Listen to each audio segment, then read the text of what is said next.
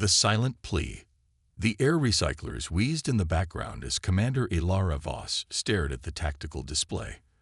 The holographic projection showed what she already knew. They were surrounded. 12 Morgoth collective vessels formed a perfect containment pattern around the small Viridian outpost on Proxima Delta. Their sleek obsidian ships resembled predatory marine creatures from ancient Earth, complete with dorsally mounted plasma cannons that pulsed with an eerie crimson glow. "Status report," Voss demanded, her silver-flecked skin reflecting the emergency lighting that bathed the command center. "Shield integrity at 28%, Second Commander Telix replied, his 4 arms working frantically across the control panels. "Another direct hit on the southern quadrant will collapse the entire grid." Voss's jaw tightened. The Viridian outpost had been peaceful, a scientific research station with 317 civilians. Their only crime had been discovering the rich gravitational ores beneath the planet's surface, deposits the Morgoth Collective had quickly laid claim to. First came demands, then threats, and now this, a siege that had lasted 23 standard cycles. "Are the emergency transmitters still operational?" she asked, moving toward the communication array. "Barely," Telix confirmed. "But Commander, this would be our 19th distress signal. Nobody has answered the others." Voss knew why. The nearest Allied system was too far away, and no known civilization had ships powerful enough to challenge the Morgoth Collective directly. Most races were too afraid to help, knowing the Collective's reputation for brutal reprisals. But they were out of options. She activated the transmitter, drawing a deep breath to steady her voice.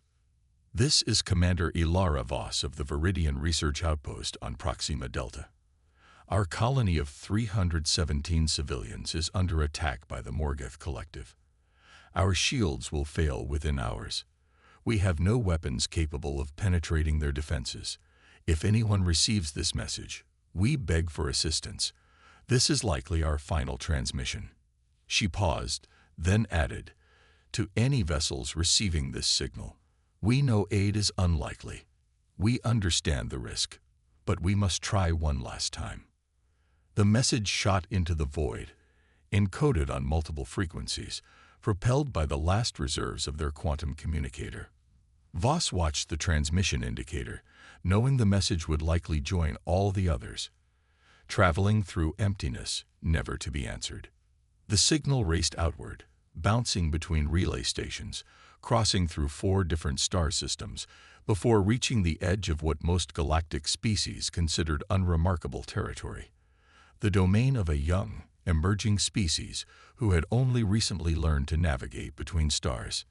Near a small blue planet called Earth, Lieutenant Commander Alexis Chen was halfway through her coffee when the alert sounded. The Deep Space Monitoring Station designated Sentinel-9 was usually quiet during the night shift. Located at the edge of human-controlled space, it was primarily tasked with watching for potential incursions into Earth's territory. "Incoming transmission," announced the AI system. "Unknown origin. Non-human signature." Chen frowned. First contact had occurred nearly 30 years ago, but direct communications from non-human species remained rare, especially at unmanned listening posts. "Display translation," she ordered, setting down her mug. Words scrolled across her screen, and Chen felt her heart rate accelerate as she read about the Viridian outpost under attack. "Sentinel-9 to Earth Command, Priority Alpha," she said, activating her secure channel. "Admiral Rice, I need immediate connection." It took exactly 47 seconds for Admiral Isabella Reyes to appear on Chen's screen, her silver-streaked black hair pulled back in a severe bun, eyes alert despite the hour. "This had better be important, Lieutenant Commander." "Distress signal from a Viridian research outpost, Admiral. They're under attack by the Morgoth Collective." Rice's expression hardened at the mention of the Collective. Earth intelligence had been monitoring them for years, a highly advanced civilization with territorial ambitions that made ancient Earth empires look tame by comparison. "Forward the complete message," Rice ordered. Chen complied, then asked, Should I send the standard diplomatic response? Inform them that we're too distant to provide assistance. That was protocol. As far as the galactic community knew, human vessels were slow, lightly armed, and limited to short-range operations. The reality was something Earth had kept carefully hidden. No, Rice said after a long pause. Initiate Ghost Protocol. Authorization Reyes Theta 7. Chen's eyes widened. Ghost Protocol. But that would mean. I know exactly what it means, Lieutenant Commander. The Thunderbolt has been waiting for the right moment. This is it. Chen swallowed hard. Every officer above a certain clearance knew about the Thunderbolt, Earth's true flagship, hidden from alien eyes. The culmination of 3 decades of reverse engineering alien technology, combined with humanity's unique approach to weaponry and propulsion. Yes, Admiral, Chen said. Ghost Protocol initiated. And Chen. Rice's voice softened slightly. Delete all records of this distress call from the official logs. This conversation never happened. Captain Nathan Hayes was not a man who liked being woken in the middle of the night, but the moment he saw Admiral Rice's name flashing on his secure communicator, sleep became irrelevant. Hayes, he answered, instantly alert. The Thunderbolt is being activated, Rice said without preamble. Report to Luna Station immediately. Hayes was already moving, pulling on his uniform. What's the mission? Rescue operation. 317 Viridian civilians about to be slaughtered by the Morgoth Collective. Hayes paused mid-motion. The Collective. That's a major escalation from our previous operations. It's time, Nathan, Rice said simply. The galaxy thinks we're weak, primitive, barely capable of interstellar travel. After today, that illusion ends. 20 minutes later, Hayes was aboard a hypersonic shuttle bound for the dark side of Earth's moon. Luna Station didn't officially exist in any public record. Carved into the lunar regolith, the massive underground facility housed Earth's most advanced military projects, including the Thunderbolt. Hayes strode through security checkpoints, bioscanners recognizing his DNA signature. Finally, he reached the main hangar and looked up at his ship. The UEA's Thunderbolt was unlike any vessel known to exist in the galaxy. Its obsidian hull seemed to drink in light rather than reflect it, covered with strange geometric patterns that shifted slightly when viewed from different angles. At 600 meters long, it was considerably smaller than the enormous battleships fielded by species like the Morgoth, but size could be deceiving. Captain on deck, called Commander Sophia Diaz as Hayes entered the bridge. The crew, handpicked from Earth's best, stood at attention. At ease, Hayes said, moving to the captain's chair. Status report. All systems online, reported Lieutenant Marcus Wong from the engineering station. Phantom drive at full capacity. Weapons systems primed and ready. Hayes nodded, studying the tactical display where the Viridian distress signal origin was marked. How long to reach Proxima Delta at maximum speed? Approximately 14 hours, sir, answered Lieutenant Amara Okafor, the ship's navigator. Hayes raised an eyebrow. Any other human ship would take weeks to cover that distance. Any other species ship would require days. Admiral Rice is on Secure Channel 1 for you, Captain, announced Communications Officer Jamal Clark. Rice's face appeared on the main screen, her expression grave. Captain Hayes, the situation on Proxima Delta is deteriorating. The Viridian shields will fail within hours. Your orders are simple. Reach the outpost, extract the civilians, and withdraw. And if the Morgoth resist? Hayes asked. You are authorized to use any means necessary to complete the rescue, Rice replied. But understand, this is not a declaration of war. Once the civilians are secure, you withdraw. Is that clear? Crystal clear, Admiral. One more thing, Nathan, Rice added. After today, everything changes. The galaxy will know what humanity is truly capable of. Are you prepared for that responsibility? Hayes looked around at his crew, the best Earth had to offer. operating a ship that represented the pinnacle of human ingenuity and determination. "We've been hiding our true capabilities for 30 years, Admiral," he said. "It's time the galaxy understood that humanity isn't to be trifled with." "Good hunting, Captain," Earth command out. As the screen darkened, Hayes turned to his crew. "You all know what's at stake. Not just the lives of those civilians, but potentially the future of human-alien relations. The Morgoth Collective thinks they're about to crush a small scientific outpost. Instead, they're about to learn a very important lesson about humanity." He settled into his chair, his voice dropping to a steely calm. "Lieutenant Okafor, plot a course for Proxima Delta. Lieutenant Wong, bring the Phantom Drive online. Lieutenant Clark, maintain communications blackout until we reach the target system." Hayes paused, looking at the starfield on the main view screen. "Let's show the galaxy what happens when someone threatens innocent lives under our watch. Take us out." The Thunderbolt's engines engaged with barely a whisper. The massive ship rose from its lunar berth, its outline blurring slightly as the Phantom Array activated, rendering it nearly invisible to conventional sensors. Then, with a flash of controlled energy, it vanished into the depths of space, moving faster than any human ship was supposed to be capable of. On Proxima Delta, Commander Ilara Voss watched another section of their shields collapse under Morgoth fire. She had no way of knowing that help was already en route, surging through the void at impossible speeds, bringing with it humanity's formal introduction to the wider galaxy. An introduction that would change everything. Thunder breaks the silence. On Proxima Delta, the situation had grown desperate. Commander Ilara Voss watched as the Morgoth Collective's ships moved into a tighter formation, their weapon systems charging for what would likely be the final assault. 3 sections of the shield grid had already failed, leaving just the northern quadrant with any protection at all. "Civilian evacuation status?" Voss asked, her voice steady despite their dire circumstances. "All civilians are in the central bunker," Telex reported. "But without ship transport, there's nowhere for them to go." The Morgoth had destroyed their small fleet of transport vessels on the first day of the siege. Their strategy was always the same: cut off all escape routes, then methodically destroy any resistance before claiming their prize.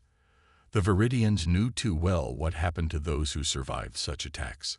The Collective didn't take prisoners. They took slaves. "Commander," called the sensor operator, her voice rising with confusion. "I'm detecting an anomaly at the edge of the system." Voss moved to the sensor station. "Morgoth reinforcements?" "No," the operator replied, adjusting her instruments. I don't know what it is. The signature doesn't match anything in our database." A ripple appeared on their long-range scanner, distorting the starfield.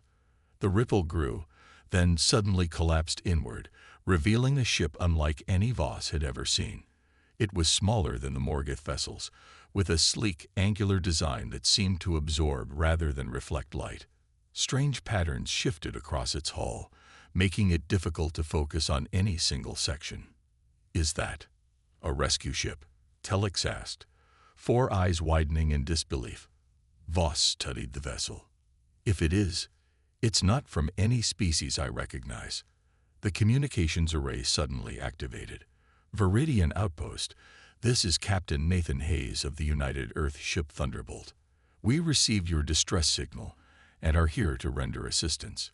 Please acknowledge." The command center fell silent. Earth. The Viridians had limited knowledge of the species, a relative newcomer to interstellar travel, generally regarded as technologically primitive compared to the established galactic powers. "That's impossible," Telex muttered. "Earth is at least 3 weeks' travel from here, even with the fastest known drives." Voss activated the transmitter. "UES Thunderbolt, this is Commander Ilara Voss. We acknowledge your transmission, but you should be aware that we are surrounded by 12 Morgoth Collective warships. Your vessel appears to be outmatched." There was a pause before the human captain responded, and Voss thought she detected something like amusement in his voice. "We're aware of the situation, Commander. Prepare your people for evacuation. We'll handle the Morgoth. On the bridge of the Thunderbolt, Captain Hayes watched the tactical display where 12 Morgoth vessels were arranged in an attack formation around the small outpost. The Morgoth ships were imposing, each nearly twice the size of the Thunderbolt, their hulls bristling with weapons. "They haven't detected us yet," reported Lieutenant Commander Diana Kazarian, the tactical officer. "The Phantom Array is working perfectly." Hayes nodded. The Thunderbolt's Phantom Array was one of humanity's most closely guarded technological achievements, a system that bent light and other forms of energy around the ship, rendering it nearly invisible to conventional sensors. Combined with quantum dampeners that masked their engine signature, they could approach undetected until they chose to reveal themselves. "Status of the Viridian shields?" Hayes asked. "Critical," Kazarian replied. "They've lost 75% coverage. The remaining section won't last another 30 minutes. Hayes studied the formation of the Morgoth ships. Intelligence reports indicated the collective used a hierarchical command structure. Destroy the lead vessel, and the others would temporarily lose coordination. "Identify the Morgoth command ship," he ordered. "Central vessel, bearing 035, Kazarian confirmed. "It's the largest of the group." Hayes leaned forward in his chair. "Lieutenant Okafor, plot an approach vector that will put us between the command ship and the outpost. Lieutenant Clark, open a channel to the Morgoth fleet." Clark's fingers danced across his console. "Channel open, sir." "Attention Morgoth vessels," Hayes said, his voice clear and measured. "This is Captain Nathan Hayes of the UES Thunderbolt. You are attacking a civilian research outpost in violation of the Galactic Concord's non-aggression principles. Stand down immediately and withdraw from this system." There was a long pause before a response came. The main screen flickered to life, revealing a Morgoth commander, humanoid but with gray, chitinous skin and compound eyes that gleamed with malice. "Unknown vessel," the Morgoth commander hissed. "This matter does not concern your species. The humans are new to the stars and ignorant of galactic politics. This outpost is in territory claimed by the Morgoth Collective. Depart immediately or be destroyed alongside the Viridians." Hayes met the alien's compound gaze unflinchingly. "I'll take that as a refusal to stand down. Be advised, this is your only warning." He cut the transmission before the Morgoth could respond. "Disengage Phantom Array. Bring all weapons systems online. Lieutenant Okafor, execute approach vector." The Thunderbolt's outline solidified as the Phantom Array deactivated, revealing the ship in all its imposing glory. Immediately, the Morgoth vessels began to react, breaking formation as they registered the unexpected intruder. "They're powering weapons," Kazarian reported. "Targeting solutions incoming." "Defensive countermeasures active," Hayes ordered. "Deploy kinetic disruptors." From beneath the Thunderbolt's hull, 6 small devices launched, speeding toward the Morgoth vessels, before exploding into clouds of microscopic particles, another human innovation that interfered with the targeting systems of energy weapons. "Prepare to fire main cannons," Hayes said, his voice deadly calm. "Target the command ship's propulsion and weapons systems. Disable, don't destroy." The Thunderbolt surged forward, its revolutionary quantum drive allowing it to maneuver with a speed and precision that left the larger Morgoth ships struggling to track it. The human vessel danced through space, evading concentrated fire while positioning itself for its own attack. "In range," Kazarian announced. "Fire." The Thunderbolt's main weapons, gravity pulse cannons based on technology that only humans had managed to weaponize effectively. Discharge. Invisible to the naked eye, the gravitational distortion struck the Morgoth command ship, folding space-time around its engines and weapon arrays. Metal twisted and warped as fundamental forces were momentarily rewritten. The effect was immediate. The Morgoth command ship's engines died, and its weapons fell silent. Meanwhile, the Thunderbolt was already moving to its next target, releasing a swarm of autonomous drones that surrounded 2 more Morgoth vessels, generating localized disruption fields that rendered their weapons temporarily useless. "Captain," Clark called out. "The Morgoth commander is hailing us." "Ignore it," Hayes replied. "Lieutenant Wong, status of our shields."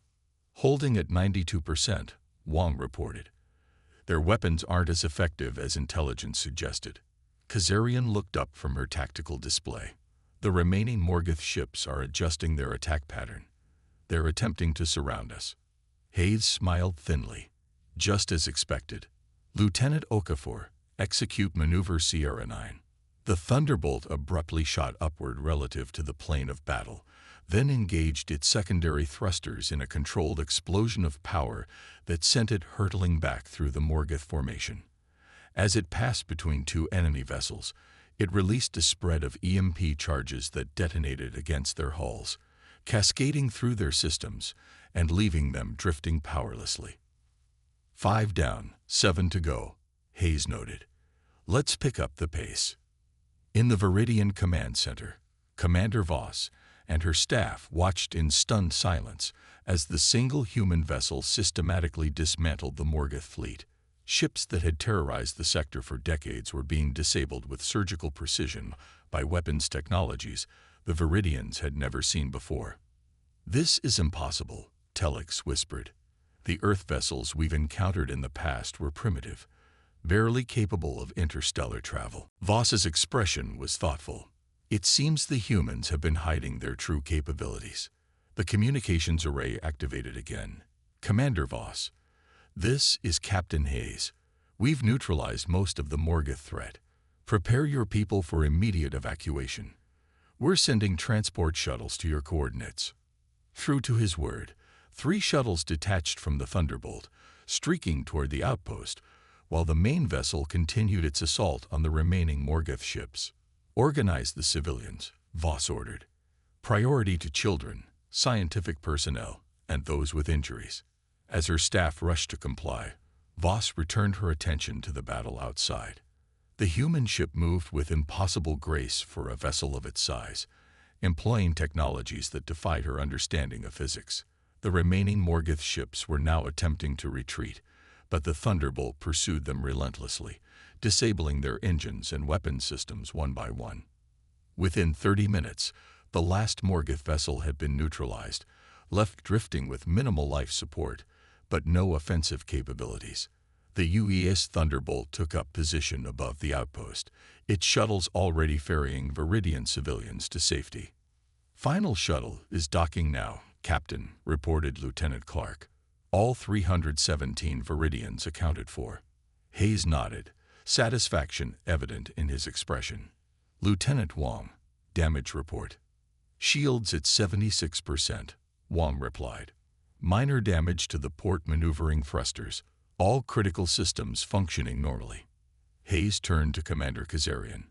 "Status of the Morgoth fleet. All 12 vessels disabled," she confirmed. They issued a general distress call to the nearest collective outpost. "How long before reinforcements arrive?" "At their maximum speed, approximately 36 hours. "More than enough time," Hayes said, rising from his chair. "Lieutenant Okafor, plot a course back to Earth, maximum speed. Lieutenant Clark, inform Admiral Reyes that the rescue operation was successful and we're returning with all Viridian survivors." Hayes paused, then added, "I'll be in the diplomatic suite. I believe it's time to formally introduce ourselves to our guests." Commander Ilara Voss stood in the Thunderbolt's vast diplomatic chamber, still struggling to process everything that had occurred in the past few hours. The room was elegant but understated, with large viewports showing the stars streaking by at speeds she had believed impossible. When Captain Hayes entered, Voss was struck by how ordinary he appeared, a bipedal humanoid of average height, with dark hair and eyes that reflected a deep intelligence. He wore a simple uniform of dark blue with minimal insignia. "Commander Voss," he greeted her, extending his hand in what she recognized as a human gesture of friendship. "Welcome aboard the Thunderbolt." Voss tentatively took his hand. "Captain Hayes, we owe you our lives. But I must admit, I have questions." Hayes smiled. "I imagine you do. Please, sit."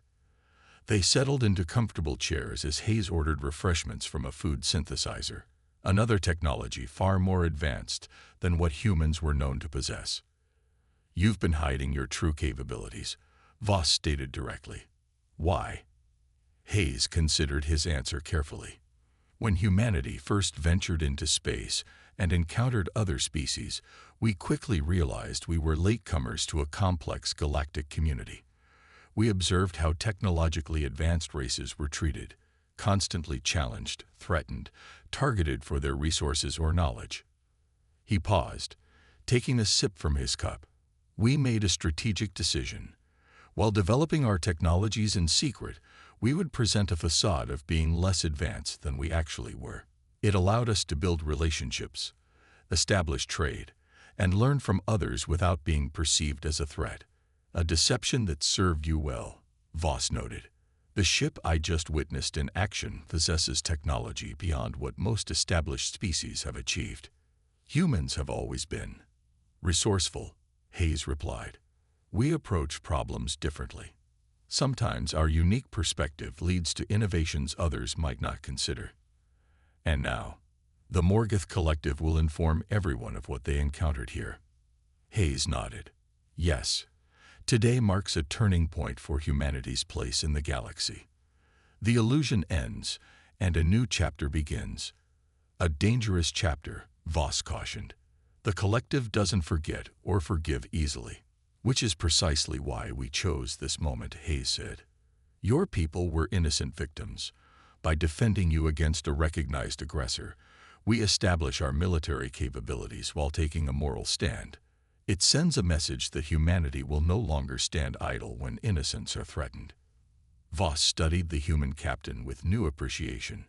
"A calculated risk." "The best kind," Hayes agreed. "Now, Commander, let's discuss your people's future. Earth is prepared to offer sanctuary to all Viridian survivors, but we're also willing to help establish a new colony in a secure location if that's your preference."